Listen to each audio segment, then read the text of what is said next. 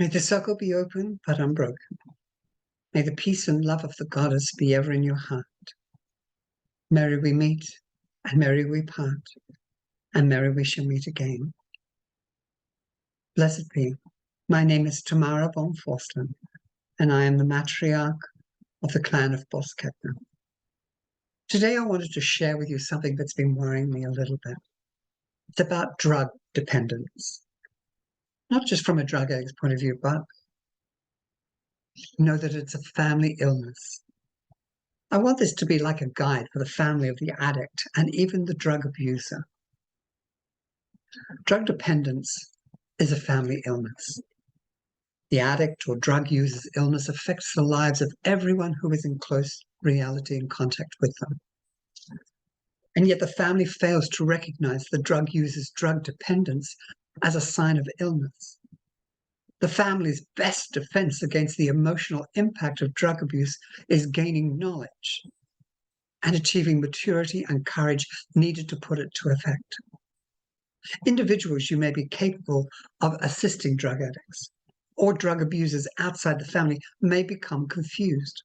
Destructive persons of a member of their own family become involved.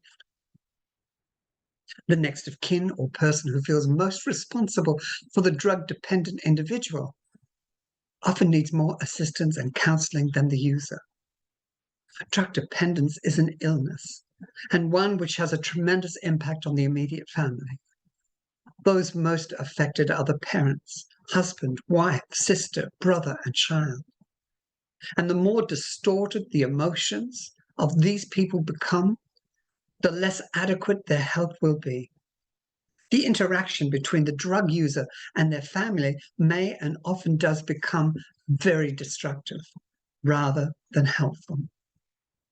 For example, those closest to the user or drug addict may find themselves blamed for all of their difficulties and all of his or her difficulties.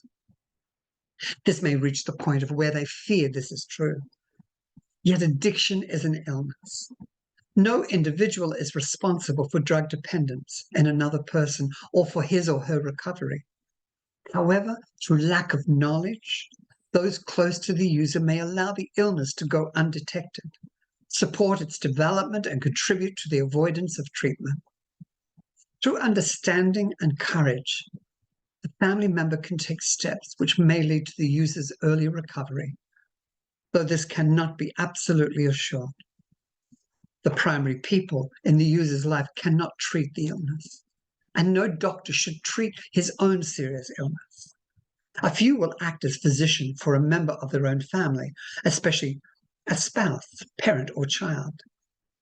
As drug abuse progresses, as those close to the user become emotionally involved, the best help they can give initially is to seek help and counsel for their own situation, so that they will not play a role which supports the progressive illness pattern of drug dependence.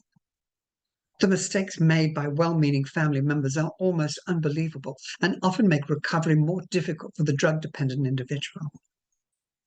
First of all, it must be understood that a family may do everything known or thought to be right, and the illness may progress unchecked. However, if a family is willing to learn the facts about drug abuse and drug dependence and put them into effect, the chance of recovery are greatly increased. In fact, the best way to help any addict or user recover is to remove all ignorance, acquire an adequate attitude based on knowledge, and have the courage to practice these principles when dealing with the user. To begin, in the usual manner by attempting to help the user to stop taking drugs without first learning to look closely at one's own reactions, and making a determined effort to change one's own self will simply make matters worse. Initially, we must understand that the problem of drug dependence lie not just in the chemicals, but actually in the people using them. However, real recovery does not begin until the individual starts breaking away completely from all drugs, alcohol, and other mind-altering substances. Recovery is also similar to the construction of a Gothic arch. As we know, there are unseen foundations, and many persons may lay various stones in the arch, but the keystone must be put in place by the drug user themselves, or the whole structure will fail and fall. No one can do for the user what must be done by themselves. You cannot take the patient's medicine and expect the patient to benefit. Choices must be made and action taken by the user of his own violation.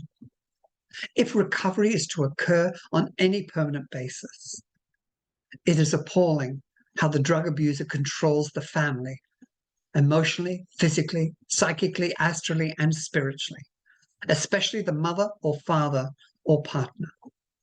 The individual used drugs again and again, and the family screams, yells, begs, pleads, cries, argues, prays, threatens, or practices the silent treatment. It also covers up and protects and shields the person from the consequences of their using. If the drug dependence continues to act like a little god, it is because the family helps to preserve this illusion of omnipotence. In the preservation of this omnipotence, neuroses, this user has two primary weapons: guilt and ignorance. This is just one person's view of what can be done, but we can all be doctors of helping those around us. But always remember, it is the professional that we need to seek to help in any major illness. Thank you for being with me this time, and I look forward to seeing you again. And again, if you wish to contact us for any reason, please contact us via our website, theclanofboskednan.org. Until then, stay blessed and stay safe, and know that we are always in service to the community and to you. Blessed be.